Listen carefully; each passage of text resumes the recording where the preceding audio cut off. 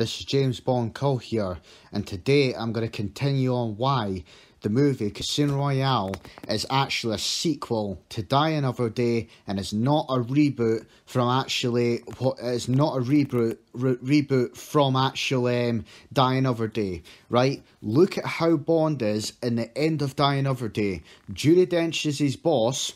He never retired. He was skilled, he defeated the main villain, and as always, at the end of the movie, he's in bed with a woman, right? And then look at the next movie. What's the connection to the next movie? Bond is as skilled as always. He's got the same boss, who is Judi Dench. He's still a womanizer. And he still is as good at poker like he did in the previous movies. What I'm trying to say is, like, for example, look at the original Batman, right? It was the original Batman with Michael Keaton. Batman appeared at the beginning of the movie. He beat up idiots out in the street, and then you just see Bruce Wayne in his, in Wayne Manor, and he had a whole party and stuff. And we only find out his parents got killed by a when he went to the street, and then the people found his girlfriend and this other guy at the actual where they had all do the newspaper and stuff. They found out by a newspaper thing, right? But then watch Batman Begins, the Christian Bale Batman Begins.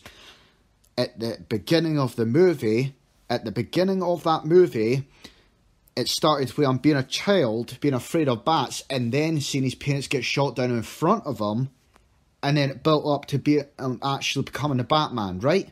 But what does that show? It shows that was a complete reboot from what was established before. But if you look at if you watch Die Another Day, and then you watch Casino Royale after it, Bond isn't any different. The only change is he looks and sounds different. Everything's the same. The same timeline, how he is with his skills. You know, he still has his gun, the Walther PPK. You know, he still had the same boss that still thought he was a pain in the arse. And technically, he was in the story of Die Another Day. He was captured by North Koreans, then he got traded in. And technically, in a way, it wasn't really 007. So I'd say that's when he got it back in Casino Royale. It was more like he was reinstated instead of just giving it for the first time. And if it really was a reboot, how the hell would he been able to do half of the stuff that he did in that movie? For an example, that whole scene in Madagascar when he was chasing that bad guy, this bomb maker, and Bond escaped an army and everything. We only know that he's capable of escaping armies because they've shown in the previous movies that he's capable of doing it. He did an Octopus, for an example. He escaped an entire army. They shot a missile and he went through his warehouse, flew the plane through and killed hundreds of people. And what I'm saying is, he then landed down, he was like, fill her up please, blah, blah, blah. But what I'm trying to say is, if it was a complete reboot, if they reset the timeline, Bond would not have been that skilled. And also, another thing as well, is that in the book of Casino Royale, Bond is not that skilled. He isn't a womanizer or anything. Watch the movie, right? So, for example, in the movie, he already was a womanizer. He acted all charming and was the same as always. And also in the book of the actual movie, Vesper's death turned him into a womanizer, but in the movie, he was already a womanizer before he met Vesper. So is it a reboot? No, it isn't. Because if they reset the timeline, he wouldn't have been snogging Alex Dimitrios' wife on the floor if Vesper turned him into a womanizer in the movie. That never happened. He already was a womanizer. There's more proof to prove that it wasn't a reset, because how is it Judi Dench, even if they reset the timeline, how is it Judi Dench was still his boss? How is it she still thought he was a pain in the arse, you know, from day one, since like GoldenEye? How is it he's so skilled at what he was doing? And how is it if they say it was his so-called first mission, why wasn't Q introduced and he got his gun all over again? if they really reset the timeline, how is it he still had his Walther PPK, how he was able to still fight loads of bad guys, and actually was still a womanizer, and actually, as well, he was the best player in the service, because Emma's saying, oh, Villiers guy was calling you the best player in the service. He's only the best player in the service because they've shown in the previous movies what he was capable of. You know, he's played several villains in the past, he's been really good at it. If the movie was really a reset, then things would have been completely different. There'd be no connections, and there clearly is. Like, for example, look at The Force Awakens. Look at, for example, Star Wars here, right? Look at, for example, Return of the Jedi. They defeat the Empire, everyone's happy at the end of the movie, and then The Force Awakens, which was supposed to be the next movie, everything's back to being crap all over again. That basically the Empire's completely taken over and everything. That just doesn't make sense. That is what you could prove is a reboot. But when you watch Die Another Day and then you watch Casino Royale, there's more proof to prove that it isn't rather than it is. And also, there's another thing as well. Felix Leiter, for example, I agree with people saying, well, he was reset. I'm not denying Felix Leiter wasn't reset. I understand, because in License to Kill, he was fed to sharks by the villain Sanchez. Fortunately, Bond got rid of that arsehole afterwards. But what I'm trying to say is, in Casino Royale, the book was on his first mission. It was the first novel. It was the book of the actual movie. The story was almost the same, but Bond wasn't the same, Vesper wasn't the same, and even Judi Dench's M wasn't even there. But why did they bring Judi Dench's M into the series if it was a reboot? If they really reset the timeline, why wasn't it just a random, why wasn't it a guy like it was originally? If it really was a reset, then how is it he's so good at what he was doing? Why is he so good at what he was how he was fighting and stuff? How is it he was never given the gun all over again? And why is it, for example, also Moneypenny, for example, the only reason why she wasn't in the movie was because she was never mentioned in the book at all. That's the reason why Moneypenny was not in the book. And actually, in the book for Casino Royale, that is when Bond met Felix Leiter. So it made sense to reintroduce Felix meeting Bond in the, reintroducing Bond and Felix together as allies in the future. It made sense because that's what they were trying to stay as close to the book as they could. I'm not saying, but I'm not going to get told. I am not going to get told that that movie was a complete reset and that there was no connections when there clearly was. Like I said, watch Die Another Day, watch Casino Royale afterwards, and Bond hasn't changed.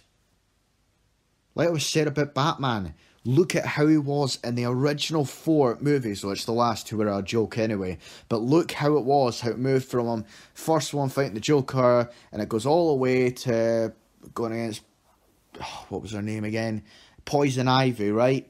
And Batman ended off at the same thing. But then Batman Begins reset everything, starting from the beginning all over again. But Casino Royale didn't do that. I'm not going to get told it was a complete reboot. And also, if it was a reboot, why is it made by the same people?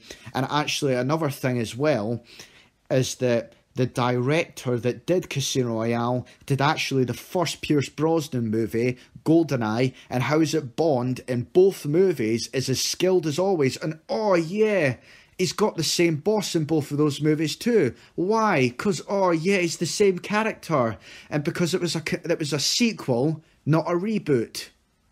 You know, there's more evidence to prove that it isn't than it is. Moneypenny, in a way, Moneypenny, I understand why she was reintroduced into Skyfall, because, because she was not there for over 10 years and they had to reintroduce. I'm not saying they don't have different eras, the actors. I'm not saying that. But I am saying that he's the same character. It was a complete sequel. It wasn't a reboot. And actually, in a way, like I was saying about the book, Vesper's death turned him into a womanizer, but in the movie, he already was one. You know, I don't understand how people just can't accept that. Like I was saying, look at the Return of the Jedi out of Star Wars, and then look at actually The Force Awakens. That shows that The Force Awakens, in a way, was a reboot because they reset all the characters and they had no idea what they were doing. But what I was trying to say, well, look at Bond with Die Another Day and then Casino Royale. Bond isn't any different, his boss isn't any different, and the timeline's not any different either. You know? Yeah, there isn't any... Well, the only connections that are in the Daniel Craig era that goes and connects all the way back to the Sean Connery ones was the DB5. The DB5, the one I'm not going to count, the one in Casino Royale, because he won that in a poker match, even though he already had a DB5 locked up in the garage.